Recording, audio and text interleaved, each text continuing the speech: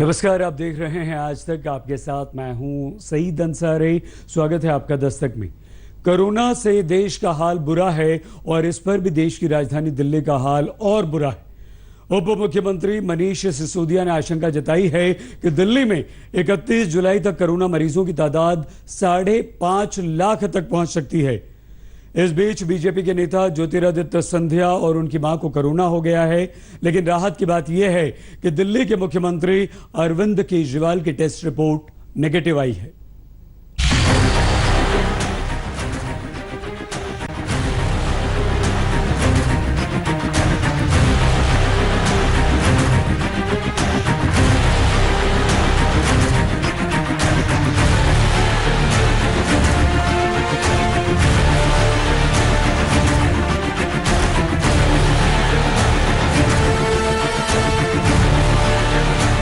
जुलाई तक करीब 5.5 लाख केस पहुंच जाएंगे दिल्ली में। 5.5 लाख ये कोरोना के उन मरीजों की संख्या है जो जुलाई के जाते जाते दिल्ली के सिर पर नाचती दिख सकती है। ये उन मरीजों की संख्या है जो दिल्ली सरकार की जुबान से एक मनहूस और डरावनी आशंका के रूप में निकल रही है। 15 जून तक 44,000 केसेस होंगे और करीब 6,600 बेड्स की आवश्यकता होगी। 30 जून तक 1 लाख केसेस पहुंच जाएंगे और 15,000 बेड्स की आवश्यकता होगी। 15 जुलाई तक करीब 2.25 लाख केसेस हो जाएंगे और 33,000 बेड्स की आवश्यकता होगी। 31 जुलाई तक करीब 5.5 लाख केस पहुंच जाएंगे दिल्ली में। ये खतरे की वो घंटी है जो कान में नहीं बल्कि हर दिल्ली वाले के दिल पर बज रही है। ये खतरे का वो बजर है जिसने दिल्ली में कोरोना से लड़ने वाले डगर को और मुश्किल बना दिया है। दिल्ली के उपराज्यपाल अनिल बैजल के साथ आज स्टेट डिजास्टर मैनेजमेंट अथॉरिटी की बैठक में दिल्ली सरकार ने कोरोना पर भयावह तस्वीर पेश कर दी। अब ये सरकार का हथियार डालना है या वास्तविकता बताने की ईमानदार कोशिश, लेकिन दिल्ली के लिए बरसात की आहट बुरी होने वाली है। दिल्ली में कोरोना के मामले जिस तरह बढ़ रहे हैं वो शुरुआती दिनों की तुलना में बेहद तेज है। 25 मार्च को लॉकडाउन 1 शुरू हुआ तो दिल्ली में कोरोना मरीजों की संख्या 31 थी और मौत सिर्फ 1। 15 अप्रैल को लॉकडाउन 2 शुरू हुआ तो मरीजों की संख्या 1578 हो गई और मरने वालों की संख्या 32। 4 मई को लॉकडाउन 3 शुरू हुआ तो मामले 4,898 हो गए और मृतक 64। 18 मई को लॉकडाउन 4 शुरू हुआ तो मामले 10,054 हो गए और मृतक 160। 1 जून को अनलॉक हुआ तो मामले 20,834 हो गए और मृतकों की संख्या 523, जबकि 8 जून को कुल मामले 29,943 हो गए, जबकि मरने वालों की संख्या 874। इसमें भी खतरनाक बात यह है कि दिल्ली में 12-13 दिन में ही कोरोना केस दोगुने हो रहे हैं। अब सवाल है कि जब दिल्ली में ही मरीज इतने हो जाएंगे तो इलाज कैसे होगा। मुख्यमंत्री केजरीवाल चाहते थे कि दिल्ली में दिल्ली के लोगों का इलाज हो, लेकिन एलजी ने उनकी चाहत पर पानी फेर दी। अब सियासत की लेप लग रही है। एलजी साहब ने जो कल फैसला लिया कि दिल्ली के हॉस्पिटल्स को सबके लिए खोला जाए, उससे दिल्ली के जो लोग अब दिल्ली में रह रहे हैं उनके लिए बड़ा संकट पैदा हो गया है। हमने एसडीएमए की मीटिंग में ये मुद्दा उठाया था, एलजी साहब ने उस पर सहमति नहीं जताई। अब उसकी जिम्मेदारी कौन लेगा। कल को अगर केसेस इसी रूप से दिल्ली में बढ़ते हैं और बाहर से भी आके 2 दिन में, 4 दिन में, 10 दिन में दिल्ली के जो अभी अवेलेबल बेड्स हैं वो भर जाते हैं, तो इतने सारे केसेस जब आगे आएंगे और इतने सारे बेड्स की जरूरत पड़ेगी तो वो कहाँ से आएंगे। वास्तव में दिल्ली सरकार, दिल्ली के मुख्यमंत्री मुद्दे को भटकाना चाहते हैं। अपनी नाकामी को छुपाने के लिए वो इस तरह की बातें कर रहे हैं। ये असंवेदनशीलता है कि आप कोई अस्पताल में आए, कोई बाहर का है, अंदर का है, सबका इलाज होना चाहिए। पूरे देश के इलाज से पहले दिल्ली के सवाल का मुंह ही काफी बड़ा है। दिल्ली सरकार पहले दावा कर रही थी कि पुख्ता इंतजाम है, लेकिन जब कोरोना के मामले बढ़ने लगे तो होम क्वारंटाइन की बातें होने लगी। अब उपराज्यपाल ने समूचे देश के इलाज को हरी झंडी दिखा दी तो दिल्ली सरकार भी लोगों के बीच अपनी परेशानियों का एक्सेल शीट लेकर आ गई। अभी जो डेटा प्रेजेंट किया गया उसमें ये बताया गया कि 30 जून तक दिल्ली में 15,000 बेड्स की आवश्यकता होगी। 15 जुलाई तक 33,000 बेड्स की आवश्यकता होगी और 31 जुलाई तक 80,000 बेड्स की आवश्यकता होगी कोरोना के मरीजों की। एक व्यवस्था के तहत कोरोना के जितने मरीज हों उनकी तुलना में 15% लोगों के लिए अस्पतालों में बेड का इंतजाम रखना जरूरी है और उसमें भी 10% ज्यादा खराब स्थिति वाले मरीजों के लिए वेंटिलेटर का। ऐसे में 31 जुलाई तक कुल 8,000 वेंटिलेटर की जरूरत होगी। अब इतना इंतजाम संभव नहीं दिखता तो बचने के लिए सियासत की ढाल का इस्तेमाल हो रहा है। हमने ये कहा था कि भाई जो केंद्र सरकार के पास लगभग 10,000 बेड हैं वो सबका इलाज कर लें, दिल्ली से बाहर वालों का भी कर लें, और दिल्ली सरकार के जो अस्पतालों में लगभग 10,000 बेड हैं वो दिल्ली वाले लोगों के लिए रहने चाहिए, वो दिल्ली वाले लोग कर पाएँ। अब उसको बीजेपी के प्रेशर में आकर एलजी साहब ने उसको पलट दिया। हम जाके अभी बात करेंगे, पूछेंगे कि भाई अगर इतनी बड़ी संख्या में लोग बाहर से आएंगे तो दिल्ली वालों का इलाज का क्या इंतजाम किया जाएगा। कोरोना के इन बढ़ते मामलों ने कुछ ऐसे सवाल खड़े कर दिए हैं जिनका जवाब जरूरी है। जो दिल्ली अपने ही मरीजों का इलाज नहीं कर सकती, वो बाहर के मरीजों का भी इलाज कैसे कर लेगी? क्या दिल्ली में कोरोना से बचाव में सरकारों की रणनीति फेल हो गई है? क्या दिल्ली सरकार को अब अंदाजा हुआ कि दिल्ली कोरोना के ज्वालामुखी पर बैठा है? दिल्ली सरकार के हिसाब से ही कोरोना मरीजों के लिए कुल बेड 8,877 ही हैं, तो इतने में कैसे सबका इलाज होगा? सिर्फ 507 वेंटिलेटर पर दिल्ली कैसे कोरोना के सीरियस मरीजों को बचा पाएगा? अगर दिल्ली और एनसीआर के ब्रांडेड होटलों के कमरों को भी बेड में बदलें तो कुल संख्या होगी 21,674। फिर 80,000 तो छोड़िए, 30,000 बेड के लिए भी पर्याप्त डॉक्टर, नर्स और दूसरे स्टाफ कहां से आएंगे? ये हमने पहले ही सोचा था कि अगर जो दिल्ली में बहुत ज्यादा तादाद हो जाएगी तो नोएडा, दिल्ली और गुरुग्राम को एक और फरीदाबाद को एक टैंडम, ये एनसीआर जो है इसमें हमें टैंडम काम करना पड़ेगा। हो सकता है कि बेड्स कहीं और की जरूरत हो दिल्ली निवासी को, हो सकता है कहीं से नर्सेज आनी पड़े, डॉक्टर आना पड़े।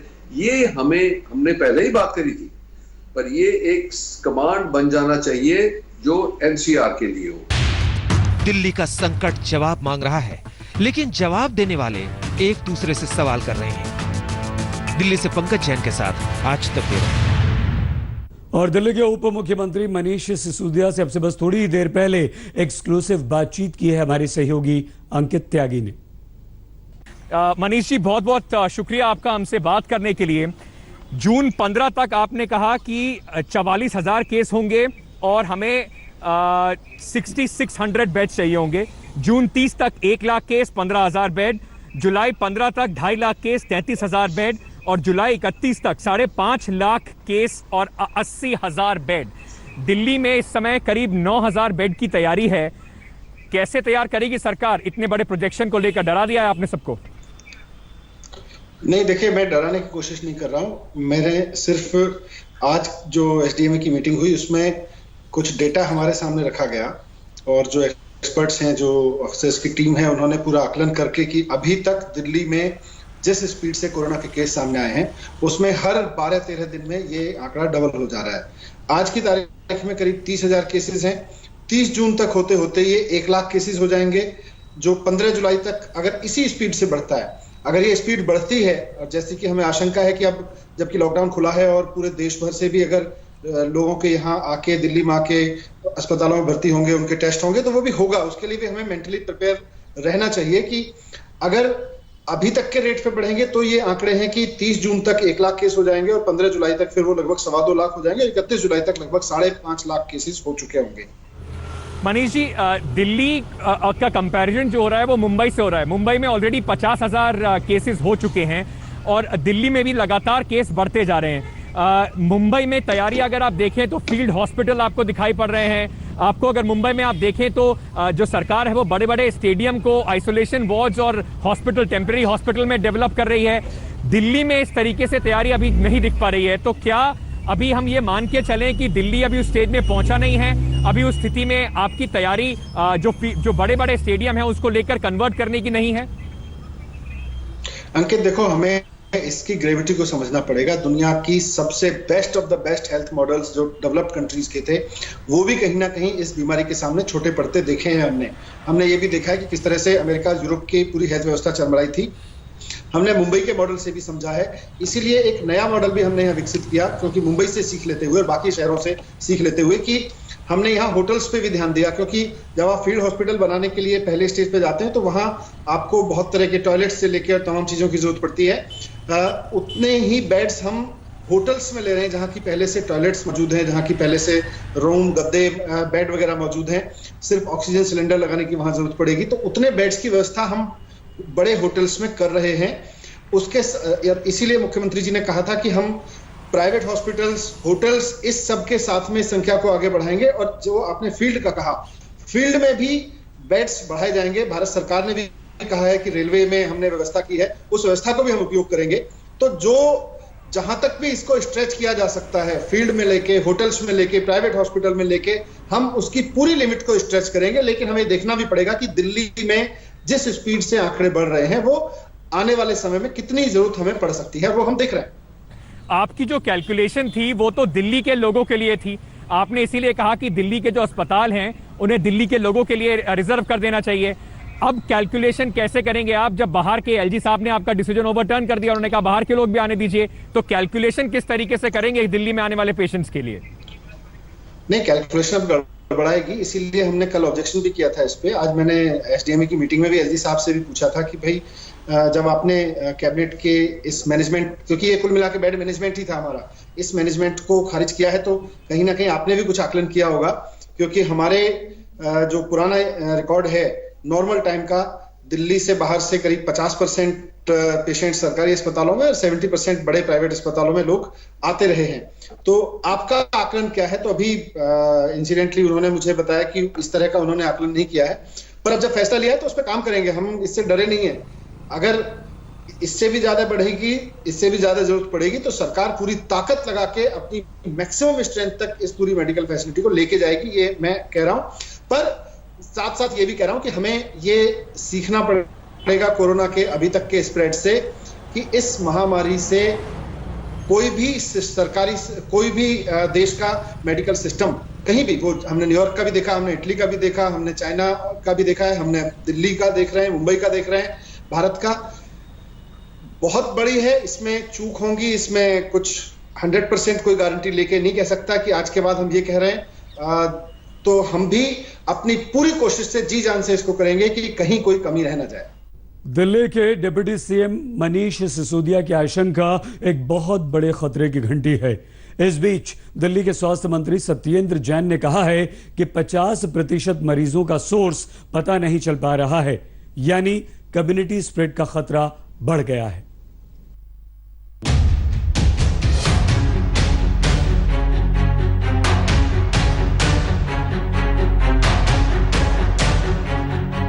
क्या दिल्ली के लिए यह भीड़ भाड़ बन गया है जी का जंजाल?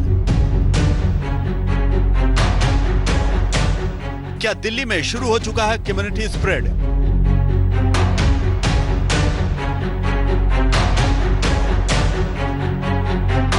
क्या दिल्ली में 50% कोरोना मामलों का सोर्स पता नहीं? दिल्ली के दिल में एक अंतहीन डर पैदा करने वाले वायरस का नाम है कोरोना।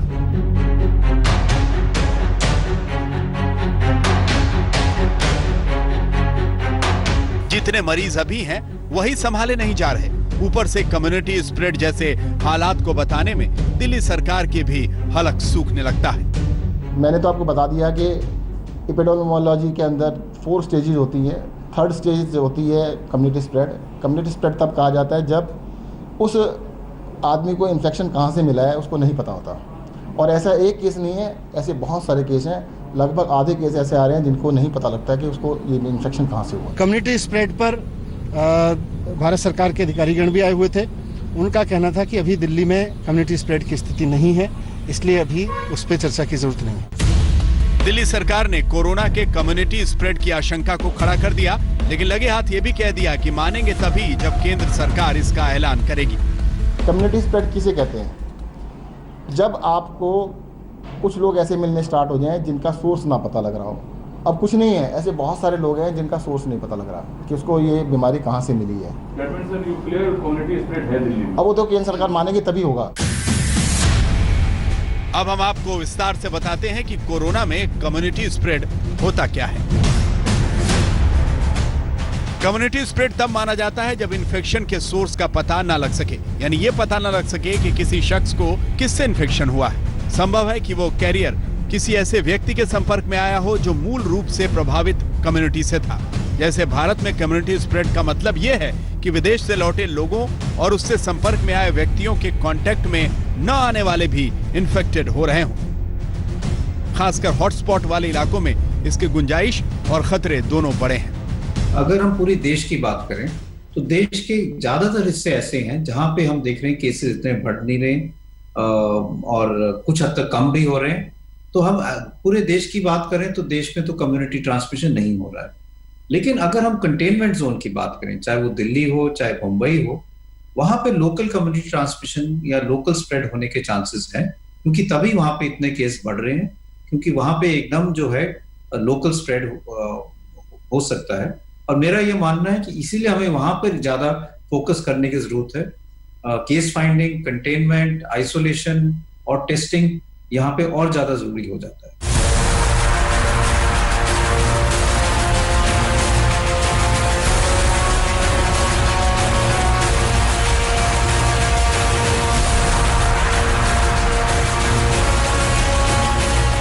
दिल्ली में हॉटस्पॉट और कंटेनमेंट के इलाके में जब आज तक की टीम गई तो कम्युनिटी स्प्रेड का भयंकर सच और खुलने लगा।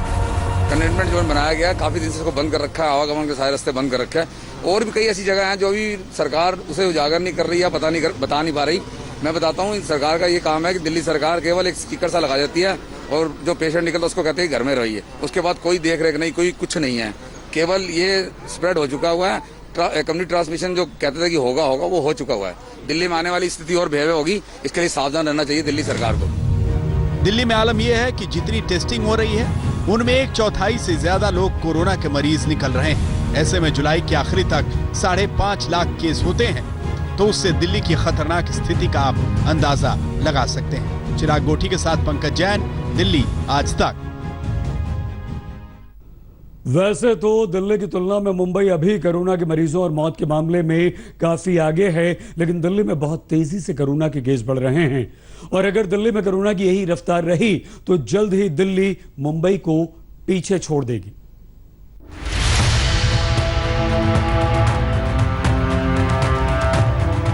सबसे पहले दुनिया को वुहान ने डराया था कोरोना को लेकर। अब देश को मुंबई डरा रही है।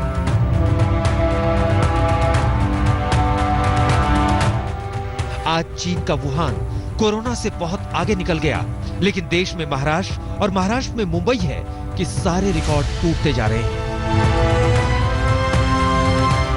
महाराष्ट्र में पिछले 24 घंटों में कोरोना संक्रमण के 2553 नए मामले सामने आने के बाद मरीजों की संख्या 88,528 हो गई है। 109 लोगों की मौत के साथ ही मृतकों की संख्या 3,169 हो गई है। वहीं चीन में कोरोना मरीजों की संख्या 83,043 है, जबकि मरने वालों का आंकड़ा 4,634 है। इसी तरह मुंबई में कुल कोरोना मरीजों की संख्या 50,085 हो गई है। वहीं कोरोना के पहले मुख्य केंद्र रहे वुहान में कुल 50,340 केस रिकॉर्ड किए गए थे। महाराष्ट्र में इस वक्त तकरीबन 90,000 कोरोना वायरस के मामले हैं, जिसमें से अकेले मुंबई में ही 50,000 ये पूरे मामले हैं। अगर 50,000 लोगों की बात करें तो इनमें से कई सारे लोग या तो ठीक हो चुके हैं या फिर कई सारे लोग ऐसे हैं जिनकी मृत्यु हो चुकी है। लेकिन फिलहाल जो एक्टिव केसेस का मामला है, यानी कि वो लोग जिन्हें इस वक्त कोरोना वायरस है, उनका आंकड़ा 26,000 है। लेकिन जैसे जैसे लॉकडाउन खुल रहा है, हर रोज मुंबई में जो लोग जिनका निधन हो रहा है कोरोना वायरस की वजह से, जिनकी मृत्यु हो रही है, वो आंकड़ा भी लगातार बढ़ते जा रहा है। अगर देखें तो आज मुंबई के नक्शे कदम पर ही दिल्ली भी चल रही है, बस 10 दिनों की दूरी पर पीछे पीछे। मुंबई में 8 जून की सुबह तक 48,549 केस थे, जबकि दिल्ली में 28,936 कोरोना मामले थे। मुंबई में 10 लाख की आबादी पर 3,884 केस हैं, जबकि दिल्ली में 1,722 केस हैं। अगर मौतों की बात की जाए तो मुंबई में 8 जून की सुबह तक 1,636 लोगों की मौत हो चुकी थी, जबकि दिल्ली में मौत का आंकड़ा 812 है। अगर मुंबई में प्रति 10 लाख की आबादी पर मौत की बात करें तो ये आंकड़ा 131 है, जबकि दिल्ली में प्रति 10 लाख की आबादी में 48 मौतें हो रही हैं। इसी तरह मुंबई में कोरोना से मौतों की दर 3.37% है, जबकि दिल्ली में यही दर 2.81% है। वैसे तो देखने में दिल्ली मुंबई से काफी पीछे है, लेकिन ये दिल्ली के लिए राहत की बात नहीं है, बल्कि अब हम आपको एक और आंकड़ा दिखाने जा रहे हैं जो बताएगा कि दिल्ली का हाल कितना बुरा है। पिछले 7 दिनों में दिल्ली में कोरोना की ग्रोथ रेट 5.24% थी, जबकि मुंबई में कोरोना की ग्रोथ रेट 2.99%। अगर ऐसा ही रहा तो 7 जुलाई तक दिल्ली मुंबई से आगे निकल जाएगी और कोरोना के केस मुंबई में 1,18,004 होंगे तो दिल्ली में 1,34,061 होंगे। इस सच्चाई को दिल्ली सरकार भी जानती है, लेकिन इससे निकलना कैसे है ये साफ नहीं है। आज मुंबई और दिल्ली के अंदर जो केसेज हैं उनका इलाज करने की जिम्मेदारी जैसे दिल्ली में है तो हमारी जिम्मेदारी बनती है, और उसी प्रपोर्शन में केस बढ़ रहे हैं। हम लोग लगभग 10 दिन पीछे हैं मुंबई से लगातार, और ऐसा एक्सपेक्टेशन है कि 10 दिन में 50,000 पे पहुंच जाएंगे, तो हमारे को हजारों बेड और एक्स्ट्रा चाहिए। अगर कोरोना से मरने वालों की संख्या देखें तो भी महाराष्ट्र ही सबसे ज्यादा डराता है। महाराष्ट्र में कोरोना के कुल मरने वालों के 42.89% है, तो गुजरात में 17.51%, दिल्ली में 10.67%, मध्य प्रदेश में 5.77% और पश्चिम बंगाल में 5.55%। लॉकडाउन से देश अनलॉक हो गया, लेकिन कोरोना जितना लॉकडाउन से पहले खुला घूम रहा था उससे कई गुना ज्यादा उसकी रफ्तार बढ़ चुकी है। आज तक ब्यूरो। कोरोना के मामले दिल्ली में तेजी से बढ़ रहे हैं। उप मुख्यमंत्री मनीष सिसोदिया ने 31 जुलाई तक 5.5 लाख केस की आशंका जताई है। नमस्कार, मैं हूं अंजना ओम कश्यप। हमें उम्मीद है ये वीडियो आपको पसंद आया होगा।